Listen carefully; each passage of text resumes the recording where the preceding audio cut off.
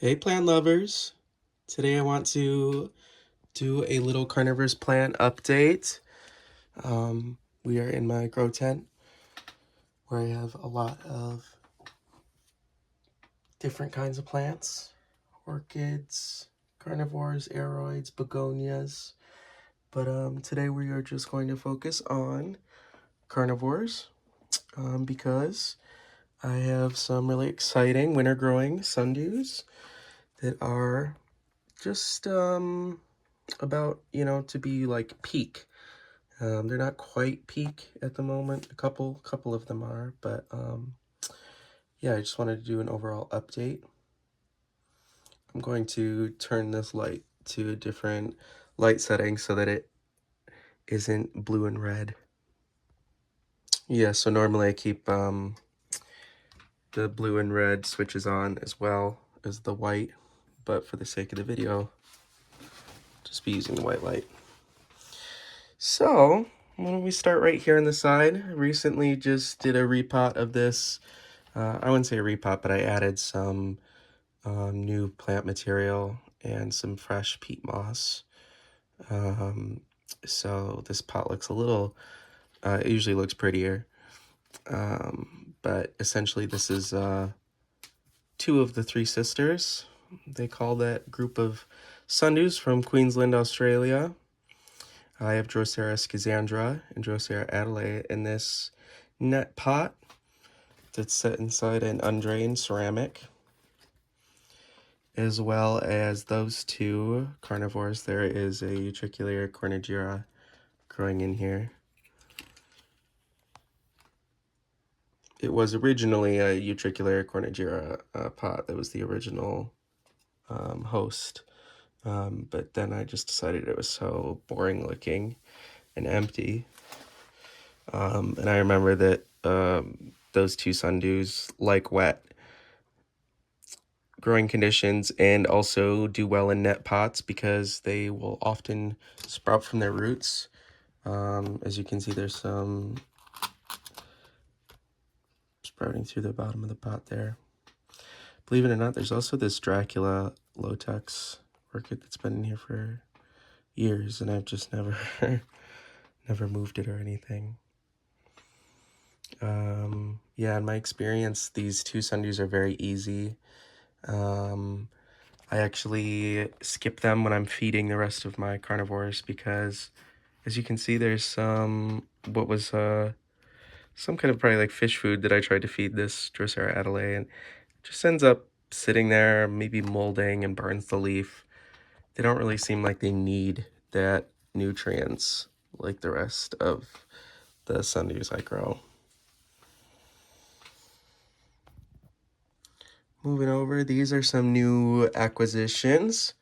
I'm not going to name the place because I wasn't super thrilled with the plants that I got. The order was only 3 types of sundews, and I ordered it at the beginning of December. And, I'm super aware of like shipping in the winter with plants can be kind of a risky game, and also the holiday season. But it took them over a month, I think almost like a month exactly, to ship them out. And then I had to request kind of an update in the middle of that time of like kind of what was going on, which I don't really think you should have to do as the buyer. I think that once they have your money, they should reach out and say, hey, like this is what's going on. We're holding the package for XYZ reason. And of course, I'm super understanding of all that. It could have taken longer as long as you're in communication with the seller. Um, yeah, so I received Drosera filiformis, Drosera letifolia. This was just last week that I repotted or potted these up because they came bare root. And then Drosera spiralis. Unfortunately, though, it seems like these plants were just recently deflasked. All of them but the Drosera latifolia, which actually had a good root system, had like no roots. Again, I'm understanding to an extent, especially for the Drosera filiformis, because it actually has, hibernacula, so that means that it is in its winter phase, which means it's not going to have a heck of a lot of root system to it. It's just going to be mostly that hibernacula. Um, but the Drosera spiralis had like nothing for roots. I mean, it was just like the bottom of the plant, and then some dried leaves that look like roots, and then a couple tiny little spindly roots, but really like nothing, which is not what you want to see when you get sundews in the mail, because their root system is already extremely delicate. So I didn't know if that meant that I got ripped off or fell apart, but I reached out to my friend Alexander Dietrich, who's my Sundew expert, and he said that it looks like they were just recently deflasked and that they probably should have waited longer till they sent those out. Maybe that was part of the reason why they held the package or didn't ship them out quite yet. They were trying to give more time for the plants to get established. But if that was the case, then they shouldn't have been offering those plants for sale yet. But yeah, that's my humble opinion. I really hope that they will grow their roots. That's why this one's in a plastic bag. Just keep the humidity up, since when plants are in tissue culture, they're in like 100% humidity environment. So sometimes raising the humidity can help the transition. So yeah, thoughts and prayers to that Drosera spiralis. I was really excited for that plant too, because it's one of my favorite sundews. I grew it years ago, and it became this really big, like woody sundew, and it was just stunning. It reminded me of Drosera magnifica, the way it looked. This old established plant that I had. Moving on to the reason that I'm making this video today is my tuberous sundews. Take a close look here. You might see a couple rosetted types of sundews. These are winter growing tuberous sundews from Australia. One of the most famous and one that was always my favorite is Drosera squamosa. Kind of have been in pursuit of this plant since I can remember. I remember getting a book on sundews from our library in elementary school, and there was a page with a big picture of Drosera, probably what would be like Drosera magna. It was like I think it was maybe Erythrorhiza, maybe subspecies magna, if I'm remembering correctly. It was just the classic dinner plate disc type leaves of just sundew that I was just obsessed with. I would get out that book just to stare at that picture. This is back in the day before internet access was available, and before the tuberous sundews were even available in the United States. I actually got my first tuberous sundew from Peter Diamato of California Carnivores when I was 11 or 12, and they would partner with a nursery in Australia to get Drosera tubers. And then the trouble was, though, that you had to acclimatize them, because they would just ship them out for Australia. So Australia's on the other side of the world from here in New York in the United States. So, you had to store the tuber for a season, and then I don't even remember how the process goes. But essentially you had to get them on, this side of the hemisphere, clock for their biology, for them to grow. And yeah, I did. I had Drosera macarantha, and I was so obsessed with it. But I think I didn't store it correctly one year, and I think what I really should have done is just left it in the pot, but I think I tried to dig it up and look for it, and then I couldn't find it, and that just leaded me to just like, I don't know, I was just disorganized about it. Needless to say, the Macarantha only lived for 2 seasons, and then I don't know what happened, but I didn't have tuberous sundew for a while, until I saw a listing on eBay a couple years ago for Drosera squamosa tubers. So I just kind of jumped on that opportunity. I think I spent like $240 on on 4 tubers in total, and then two different kinds of squamosa. So this pot right here in the front is squamosa sandform, And then the one in the back here is laterite form. The one of the sand form tubers was bigger than the rest, and you can probably tell which one that is. This was 2 years ago now, so they've been under my care for a year, and for that time, 2 years. And this one is definitely starting to look like an adult. Last year wasn't quite colored so much, but you can see those red margins are really pretty.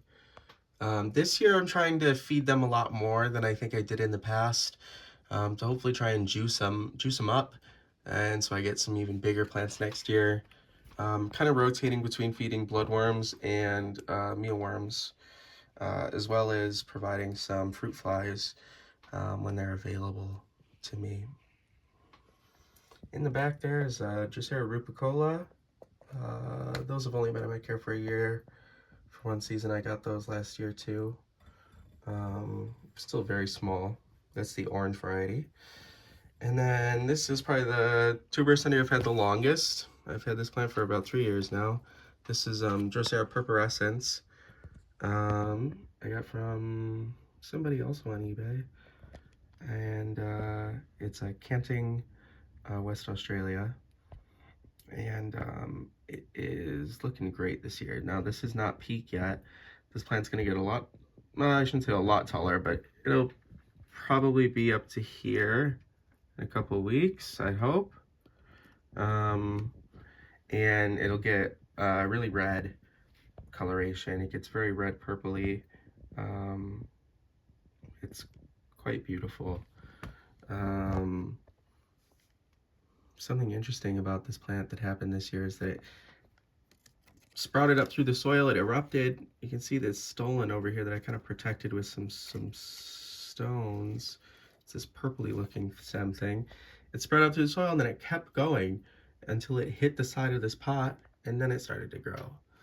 So I was super worried because I didn't want like a slug or some pest to come along and chew through that and totally ruin the sundew. But so far so good. In the back here is my aforementioned squamosa laterite growing forms. These are still very small, so I'm trying to feed these. You can see that this one's actually wrapped around a mealworm, a piece of a dried mealworm that I fed it a few days ago. The leaf was flat, and then after I fed it, it wrapped around that. I think it's so cool. The dew on this Drosera purpurescens too, I want to mention, is extremely sticky. When I was putting these stones down earlier, one of the stones just like got stuck to the dew and I had to force it off, but it's just really interesting how strong that stuff is. It's really quite amazing. Moving on, I am pleased to say that my Biblis gaihui is still growing. This is an annual species from Australia as well, and it is growing strong. I can't believe that it's still alive. It's such a mess. I tried to clean it up, but it's grown through everything in such a way that if you move certain things, then it's breaking its stems. So I really am just gonna leave it be. This binata, for example, it was all grown through this binata, but the binata was growing everywhere, and I had to try and clean this up a bit, but it was difficult because the Biblis was growing through it.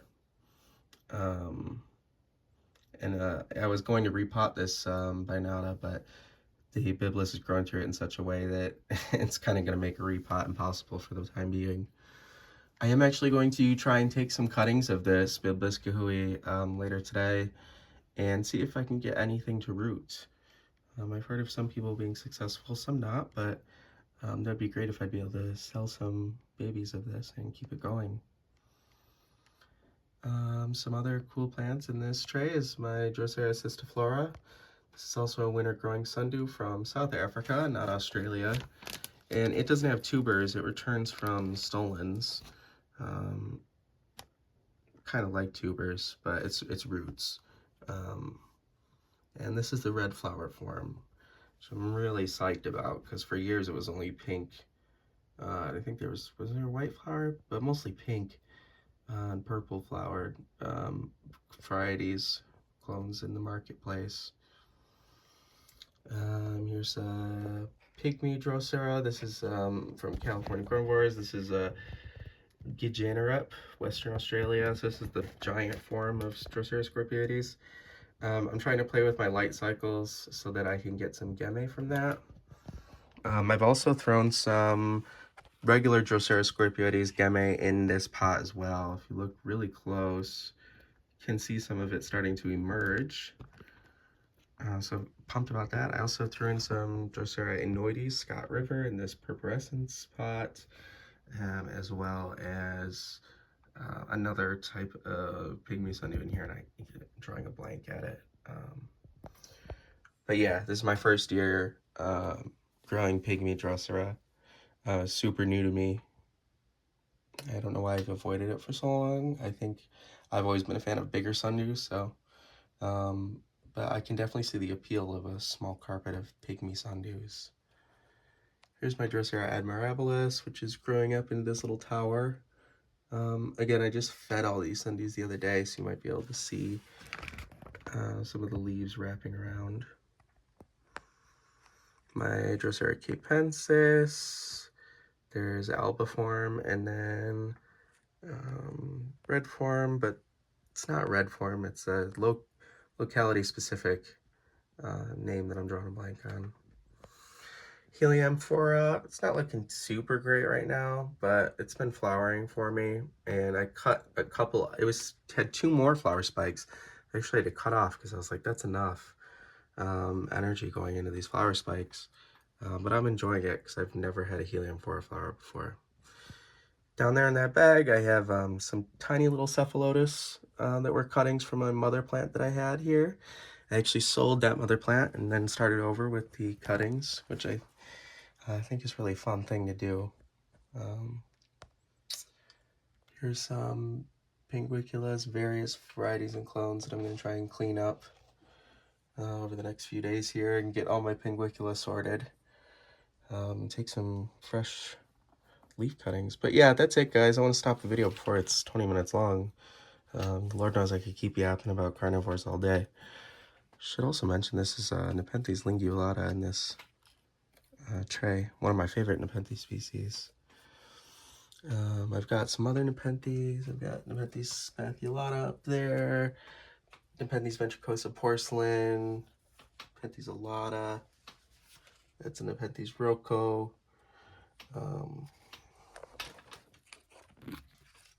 Just picturing there. Got some utricularia over there. And then I've got some newly acquired Sarracenia and Venus flytraps that I'm afraid to put outside because it's really cold here. And you know, these came from down south, so I guess they'll be spending their summer or their winter dormancy at a little warmer than ideal, but it's still pretty cool in here, so I'm hoping they just stay within their dormancy and you know, without the highlight. You know, there's no light down here, so these guys shouldn't be doing a ton of growing. And yeah, that's about it, guys. Thanks for stopping by. See ya.